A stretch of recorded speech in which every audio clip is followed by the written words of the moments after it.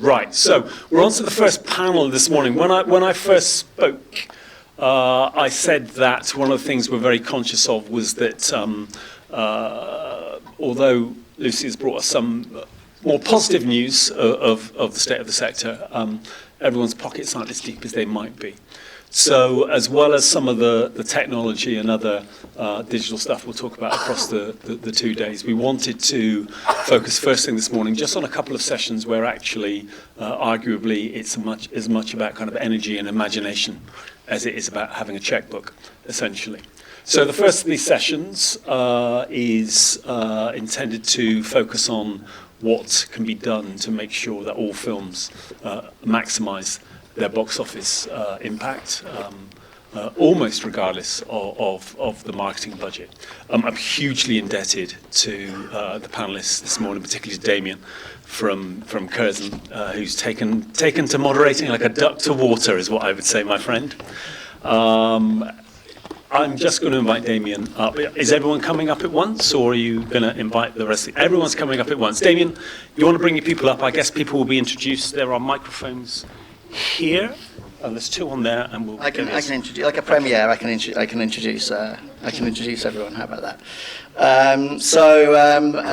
From Black Bear, Scott Sargent. Give him a clap of applause.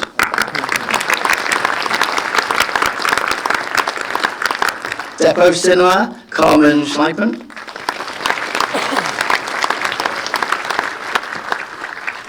From the Prince Charles Cinema, Jonathan Foster. And last but not least, from Met Film, brilliant Zach. Or whatever. So before we start, I'm just going to take 5 minutes just to talk about some stats that will frame the conversation today. Also to talk about, well, not talk about me, but one of our releases. And I also want to say before I start that I tore my intercostal muscles at the weekend, which is around the muscles around your ribs. So I'm a little bit breathy, and if I start breathing heavily into the microphone, just please don't read anything into it. I'm on painkillers as well, so let's see what happens. A lot of painkillers. Codeine, it's great stuff. I just want to say a few sort of national observations to kickstart the discussion. I think that Lucy's touched on some of this in her presentation, but I think it's important to frame exactly what we're talking about here. Everybody on the panel is sort of from different areas of the independent world, but we realised in discussion that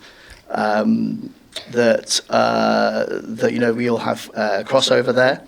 So cinema return rates have plateaued, with around 20% of our pre-COVID audience yet to return to the cinema. This does not, however, include new audiences, I should point out. 1 in 3 reports going to the cinema less than before the pandemic. I actually have a slide I can put up, so just to remind you what we're talking about. I can't see anything there. How about you guys? Maybe we've timed out.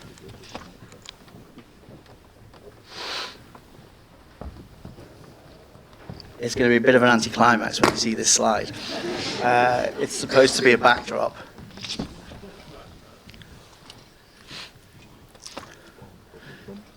I will carry on because it's not integral to what I'm about to say. So the reasons for this include, not exclusively, but include cost of living crisis, competition from home streaming, and lack of awareness of the upcoming slate, which Lucy referred to in her presentation. And around 50 titles are accounting for 80% of the box office. So that's over 900 films fighting for the rest of the market, that 20%. Customers are clearly prioritizing what they see in the cinemas, leading to tentpoling and the dominance of event films, which of course peaked with Barbenheimer. The point I particularly like to make is that cinema-goers' habits have changed, but their tastes haven't. So we are seeing... Oh, here we go. We are seeing tentpoling in sort of independent markets as well.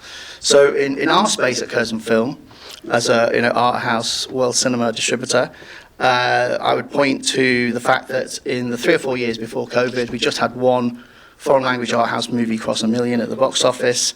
And since the pandemic, we've had 3 or 4, in some years, we've had 3 or 4 films passing that, that miracle milestone.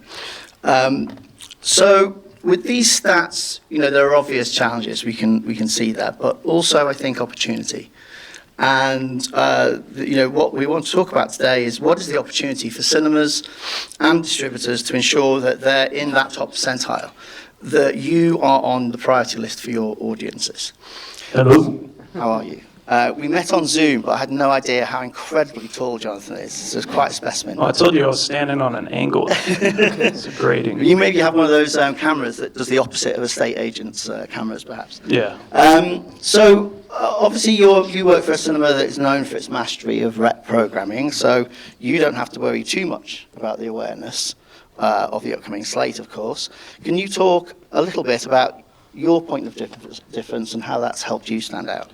Yeah, I think the Prince Charles Cinema has always been different. That's what drew me to the place 10 years ago, because I used to see the little pamphlets outside the cinema that would have all the amazing, old films on display at the place, and it always drew me in. And the cinema, since I've been there, even 10 years ago, has always been largely a rep house. And we did show a lot of films that were new releases, but it was always second run. And, it did, it was a big part of our program at that time. But since the pandemic, since we've come back, we've started to realize that, everybody's showing everything now. It's harder and harder for us to get these new release titles into our venue. Distributors aren't willing to work with us sometimes and allowing us to get on sale at an earlier time frame, which is when we really like to capitalize on getting those titles into our screen and thinking that they can work for us. And if everybody around is showing everything, it kind of makes it why are we eating from the same plate? So for us, we're just looking at, hey, we've always shown rep films, and people during the pandemic were sitting there at home watching all these old films. They definitely want to see these things. There wasn't new release to really, watch. And also the window's shut for us as well from when, new releases were coming, onto screen, and then when they would get to home release. So it didn't make sense for us to really stick by new releases much. Now we've shown quite a few from Black Bear recently, and if it makes sense for us, then we will show it. But that's kind of what we've always been about. And I think a lot of what we've been doing is trying to shift the perspective of what we are as a cinema. And what I mean by that is if you asked any 10 people what they think the Prince Charles Cinema is, they might give you 10 different answers, because they'll see us as all these different things, like a cult cinema house. We show the 80s, or films from the 80s, or we show quote-alongs or sing-alongs or interactive events. But we are all those things, but now we are so much more. We have become almost like a cinematheque without the educational leaning, So we've kind of allowed people to come and see all those great films from the past and from all over the world. And we listen to our audience. That's our big thing. During the pandemic, we were really engaging with our audience. We didn't stop and, take a beat. We just kept, sending out marketing newsletters to people. It wasn't even marketing. It was more of engaging at those periods of times, trying to figure out what these people wanted. And when they came back to the cinema after the fact, we started watching what they were going to. The things that we used to show weren't working anymore. So we were okay, well, they don't like the 80s, as much. Let's lean into Wong Kar-wai or other world cinema things. So we started leaning into those, and those titles were proving to be bigger. And we were okay, that's what we can do now. And it's all about evolving with our audience taste and what they're willing to come see. So I think quite a lot of people in this room, and Closely included, have discovered rep a little bit after COVID, that there's a market for rep, which perhaps was a little bit more niche before the pandemic. Do you think that you're benefiting from that, or are you just kind of searing forward in your own way? Because obviously you've done rep for decades now. Yeah, I think there is a benefit of people wanting to see these older classics on the big screen. That's why we lean into things like Letterboxd and stuff to see what kind of things that people are into. There's the great Letterboxd top 250 list out there that we like to, program too, because these are things that people are really interested in seeing. And, you know, you can look at all the scores of how these films are doing on that platform and kind of see what people are talking about and use that as a way to program. So yeah, I think there is a advantage to dipping into, you know, what the older films that are out there that are available for people. And I think it's proven to be a success for us as well. I mean, like, we currently in 2025 are 18% up on admins, and you know, of course, I'm wearing the T-shirt, you know, save the PCC. Of course, that's been a big reason why. Do you have an update? Do you have an update for us? Yeah, we're in talks with the our owners are in talks with the landlord about, you know, and it seems like there is some movement on possibly coming up with an agreement on the lease. It's just waiting for the lawyers to work it out. I think it's going to be okay. So we're we're positive, but you know, you can still sign that petition. But yeah, it's been good. And even though that has been a big help for us this year so far, it's not like this is a new trend for us. You know, there's a lot of eyes on us right now, but people have been coming to us for the last few years and just really been supporting us. In 2024, we were up 8% on admissions, and like, we had over 250,000 people come in, or admits, you know, and we're a very small cinema. I don't know if you guys have been there. It's 2 screens and only 404 seats, so that's an incredibly busy place. And thanks to our staff for being great and dealing with all those people, because it's a lot, you know. So, Carmen, so shifting to First Run Cinema. So the Depot in Lewes is a much cherished independent within its southeast community. And you've been breaking your own records recently as well. What are the factors that have helped you to grow when the box office, at least last year, was plateauing or maybe just gradually improving? Hello, everybody. For those of you who don't know, Depot, we're an independent single venue with 3 screens, 140, 130 and 38 seats.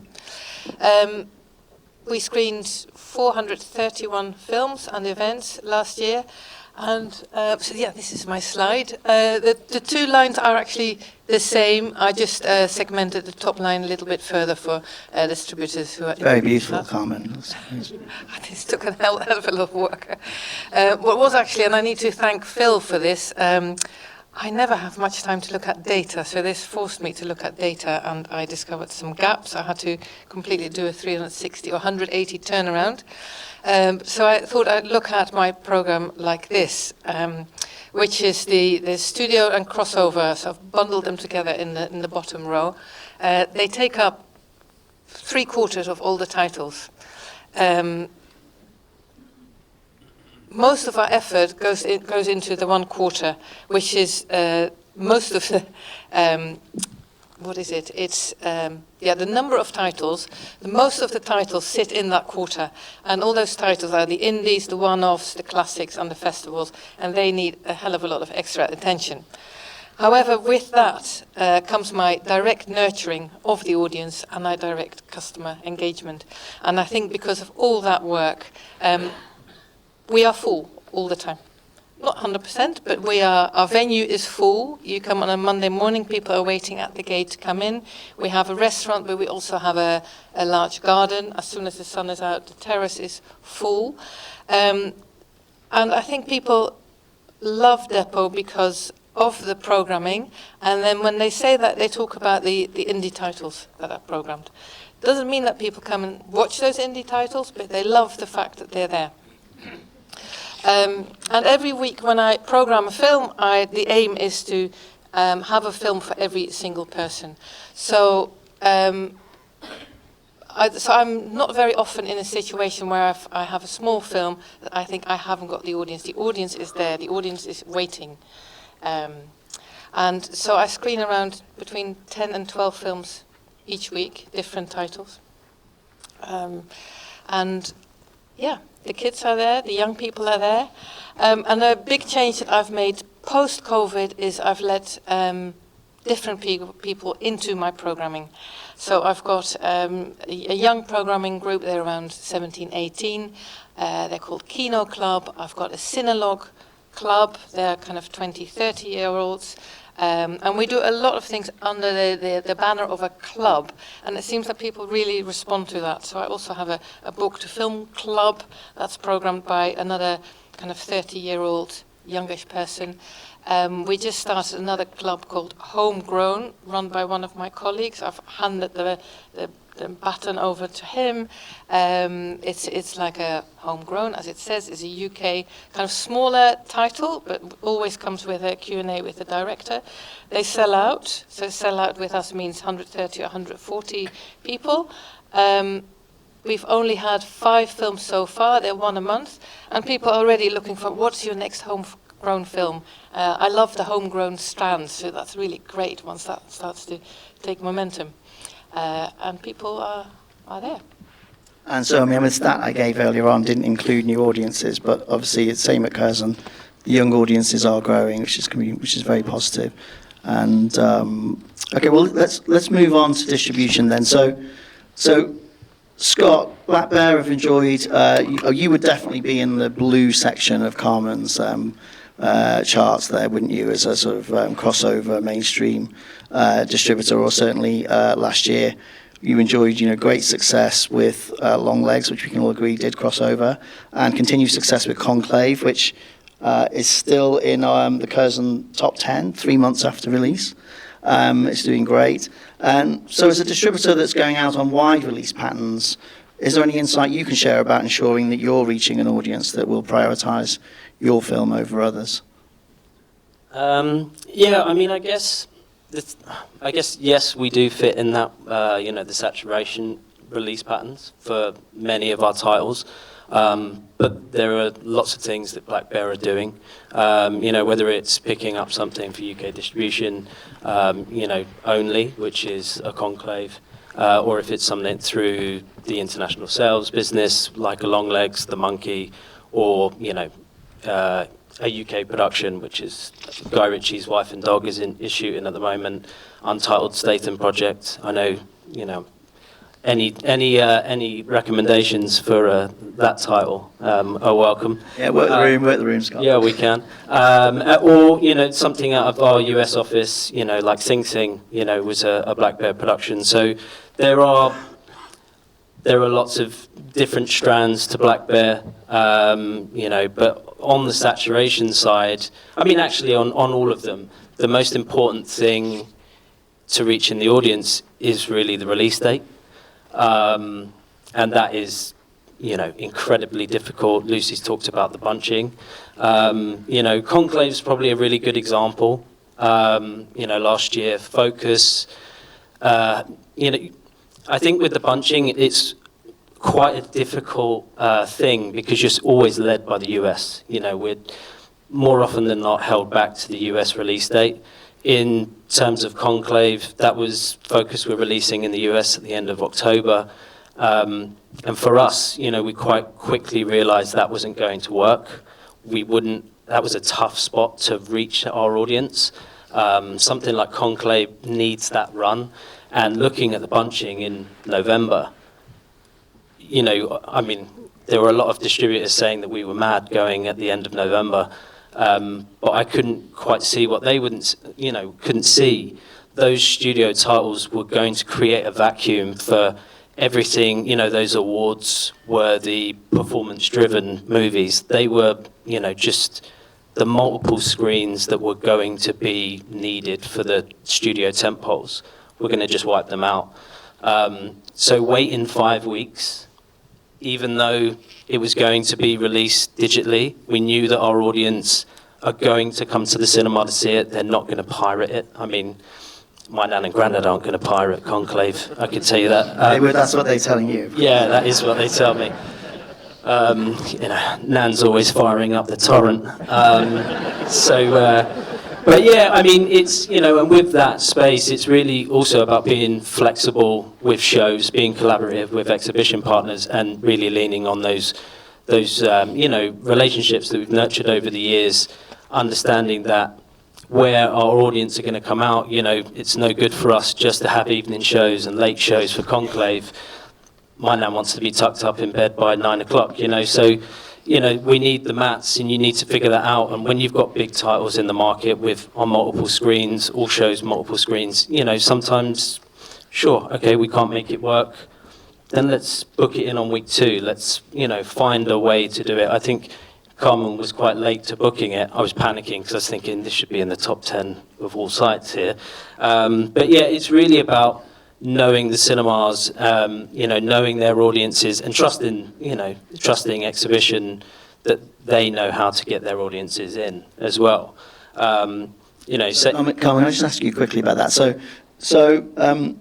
Obviously with 20 films out each week and digital technology, we can be more flexible with how we schedule the cinemas, but there's also flexibility from distributors, which I think we appreciate as exhibitors. You can't play 11 films a week in your screens without that flexibility. Absolutely, the flexibility is key, and I've noticed a much better change towards that. The relationship is much better. I'm also holding films much longer, 2, 3, 4 weeks even. Even going down to 1 show a week, which is fine. I can still pick up full screen. With my third screen being so small, it's really nice to sell out because that creates buzz. And if it then sells out, I just keep it again and keep it again.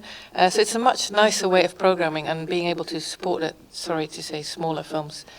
Well, that's a fantastic segue into Zach, because we did agree I could use the word smaller.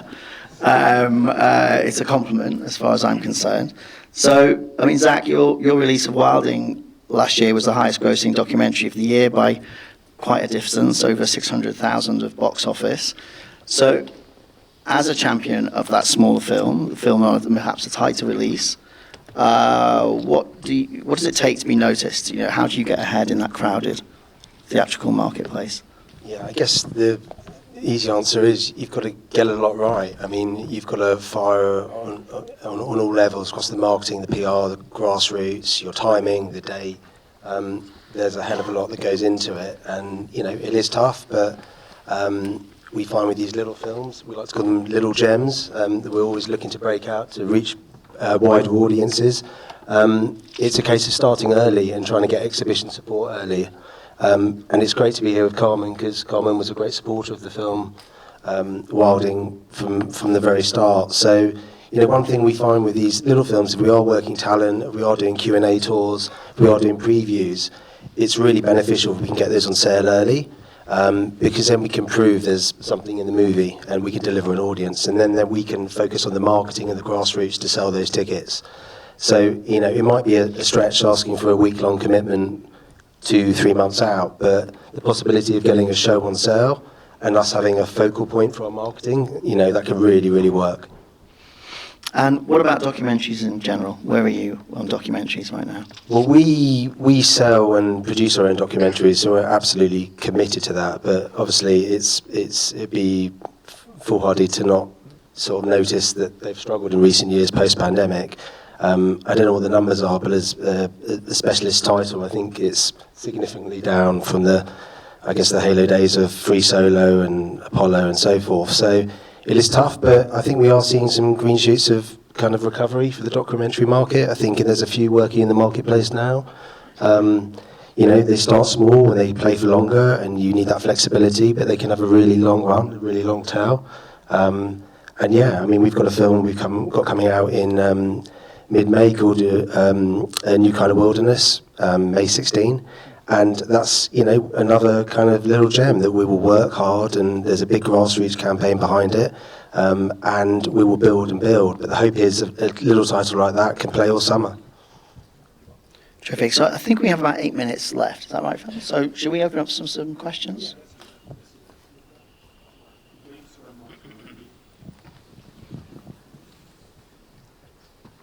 There's my friend. Any questions? Any questions? No one's using the Slido, which is always a worry. Yeah, Rob. Okay.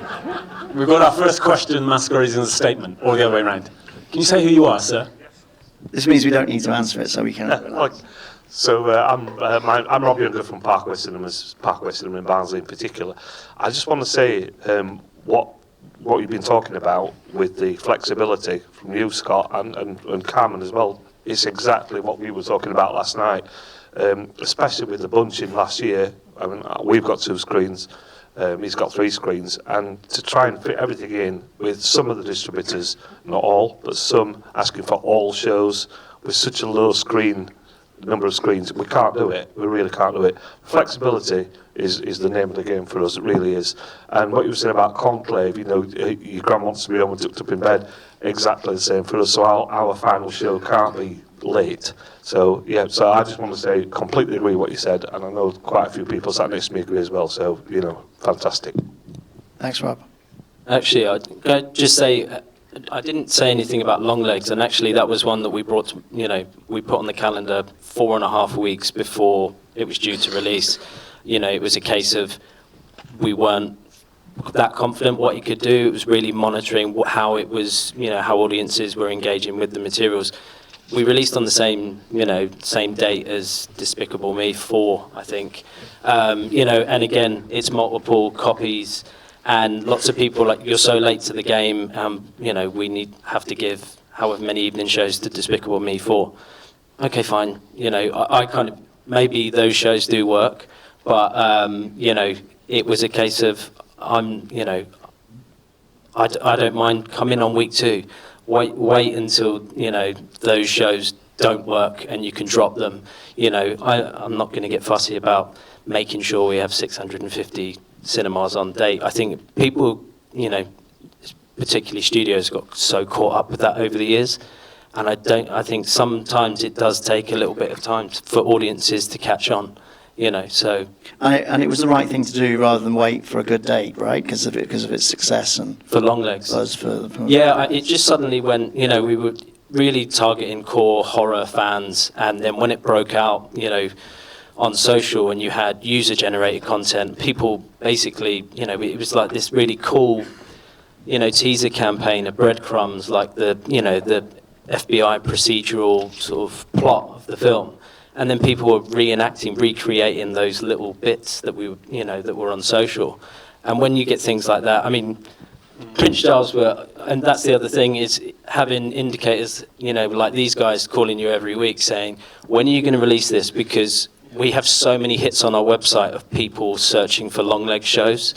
You're like, okay, right, we need to move, and we probably need to move quite quickly. We had like 2 or 3 weeks.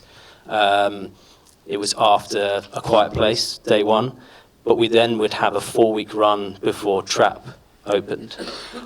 So again, release date is just key. Other horror, we can wait a week, and the marketing and publicity team get an extra week to work on the film. They didn't like the fact that I said, no, we should go on the 12th of July, let's go for it. But, in those things, we have a really talented team that, when you can lean on that much experience that our team have, it is hard, but you can turn something around in 4.5 weeks, and how to amplify that, those audiences that are engaging, and, build it out from there. Thanks, Scott. So any more questions?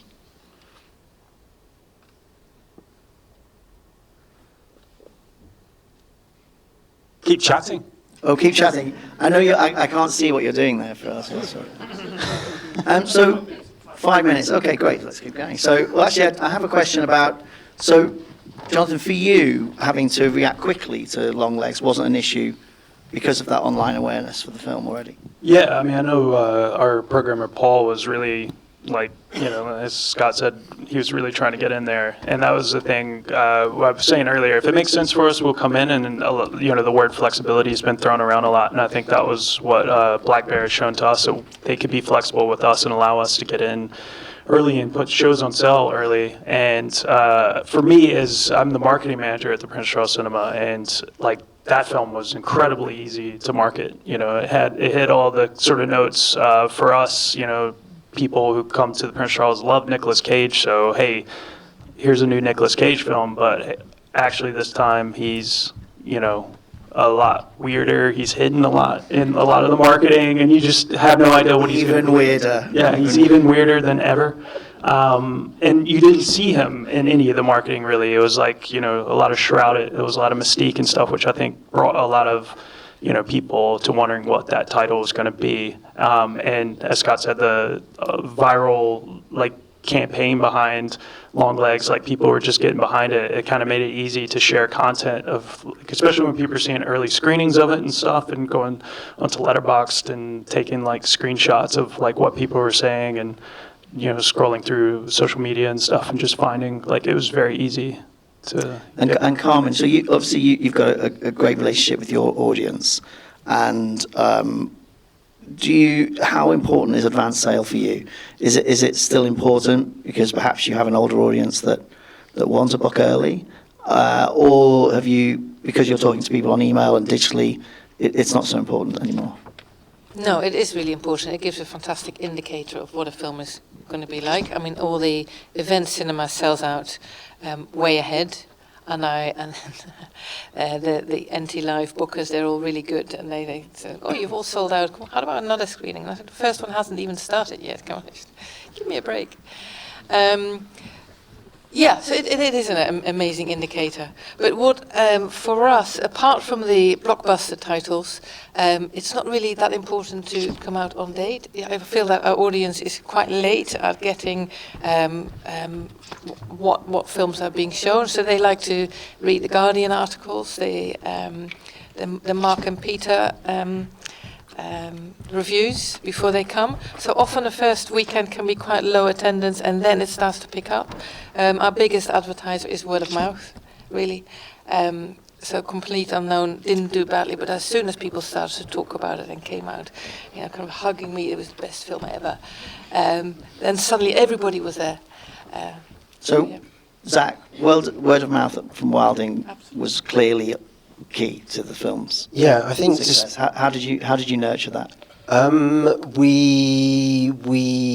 secret weapon for Wilding was the contributor to the documentary, Isabella Tree, who's kind of like a rock star in environmental circles.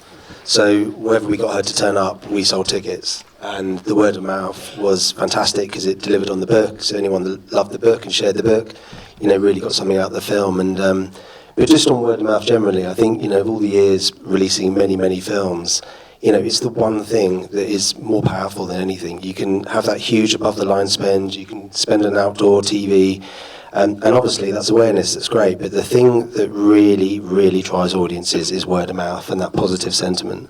So if there's any way to kind of harness that, distribution, exhibition working together, I think that's the thing that really drives results. So that's previews. If you've got a film that plays well, that tests well, then it's getting those early screenings in to build the audience ahead of the opening weekend. Scott? Yeah, I think one of the biggest things on Long Legs was that we were so late to the game, we couldn't get that many shows. So all those shows were selling out. And what we found from an early preview screening with the Prince Charles was how well that film was playing in a packed house. So we were also picking up the, people talking on social media, I couldn't get in, when's the next show and when are we going to go? And it really does, I think we're so worried about missing that moment, and that's why you get so many multiple screens, booked. You don't, it needs to be on every 15 minutes in order to make sure you get everyone. But you go to those screenings, there's only a few people in there. It's just not the same. Doesn't play the same way. It's not. So that really helped us on Long Legs in a way, just by being so late to the party, and with Despicable and Fly Me to the Moon in the market. It was just, sometimes these things are just kind of out of your hands and they just take a life of their own. You've just got to run with it and look to amplify it after the fact. Keep spending behind it, keep pushing it as much as you can. Once these things land. I think it's fair to say that in the new world where there's more films and you can open them on fewer shows or you can open them later. Obviously overall gross is what we're all looking for, profitability into our companies.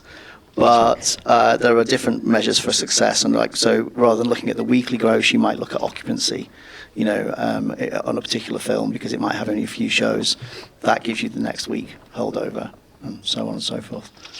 So I think we'll probably... Can I say One thing. Yeah, Carmen has one. Just a Final word. Final word from Carmen. Kind of to add to Edward Berger's talk, what he was saying about the cinema being your family, and I know a lot of people, actually. My desk overlooks our auditorium, and not the auditorium, the foyer, and I know loads and loads of people by name, if not by type. And kind of linking to what you were saying, Scott, I think, and we were always asked, what about cinema? What's the future of cinema? And I think the one thing that people need is congregational experiences. And if they don't get that in a church, which is less and less so, we still have a lot of churches in Lewis, but a lot of people don't go to church. And the only place to have a congregational experience is in a theatre, at festivals, or the cinema. And cinema is incredibly affordable, especially in our case, but in lots of other venues too. And so to have that, your laughs are bigger, your cries are deeper, your fear is stronger. And I think for that reason, cinema will not end. Well said. Thank you for listening, everyone.